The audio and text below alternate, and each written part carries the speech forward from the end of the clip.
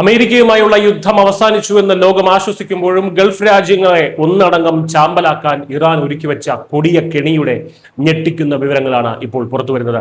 യുദ്ധം കുറച്ചുനാൾ കൂടി തുടർന്നിരുന്നെങ്കിൽ ഒരുപക്ഷെ കുവൈറ്റും സൗദിയും UAEയും ഉൾപ്പെടുന്ന ഗൾഫ് മേഖലയിൽ സർവനാശം തന്നെ സംഭവിക്കുമായിരുന്നു.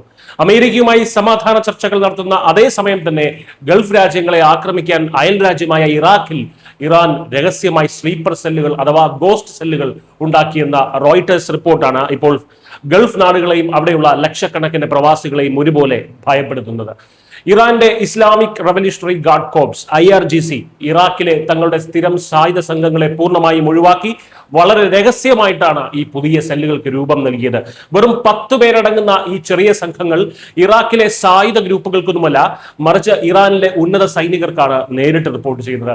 ഏപ്രിൽ 20-നും മെയ് 17-നും ഇടയിൽ തെക്കൻ ഇറാഖിൽ നിന്നും കുവൈറ്റ്, സൗദി അറേബ്യ, UAE എന്നീ രാജ്യങ്ങളിലേക്ക് തുടർച്ചയായി 7ഓളം ഡ്രോൺ ആക്രമണങ്ങളാണ് ഈ രഹസ്യ സംഘം നടത്തിയത്. കുവൈറ്റിലെ അമേരിക്കൻ സേനയുടെ അലി അൽ സലൈം എയർബേസ് ഉൾപ്പെടെയുള്ള തന്ത്രപ്രധാനമായിട്ടുള്ള കേന്ദ്രങ്ങളായിരുന്നു ഇവരുടെ ലക്ഷ്യം. തങ്ങളല്ല ഇതൊന്നും ചെയ്യുന്നതെന്ന് വരുത്തി തീർക്കാനും എന്നാൽ ഗൾഫ് രാജ്യങ്ങളെ മുൾമുനയിൽ നിർത്താനുമാണ് ഇറാൻ ഈ അതിവിദഗ്ധമായിട്ടുള്ള തന്ത്രം പ്രയോഗിച്ചത്.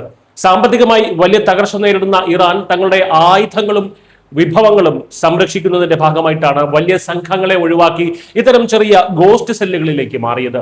ഹോർമൂസ് കടലിടുക്ക് തുറക്കാനും സമാധാന കരാറിലേക്ക് വരാനും അമേരിക്കയെ നിർബന്ധിതരാക്കാൻ ഗൾഫ് രാജ്യങ്ങളെ ഒരു മോചനദ്രവ്യമായി ഉപയോഗിക്കുകയായിരുന്നു ഇറാൻ ചെയ്തത്.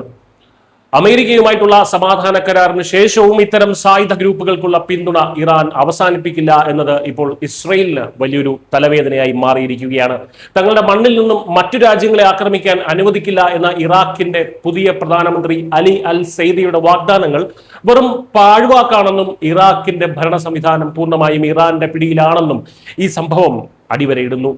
സമാധാന കരാറുകൾ ഒപ്പുവെച്ചാലും ഇറാന്റെ വാഗ്ദാനങ്ങളെ ഒരിക്കലും പൂർണ്ണമായും വിശ്വസിക്കാൻ കഴിയില്ല എന്നതിന്റെ ഏറ്റവും വലിയ തെളിവാണിത്. സമാധാനത്തിന്റെ മറവിൽ ഇറാഖ് പോലുള്ള രാജ്യങ്ങളെ ഉപയോഗിച്ച് ഗൾഫിന്റെ സമ്പദ് വ്യവസ്ഥയെ ഏത് നിമിഷവും തകർക്കാൻ ഇറാൻ മടിക്കില്ല.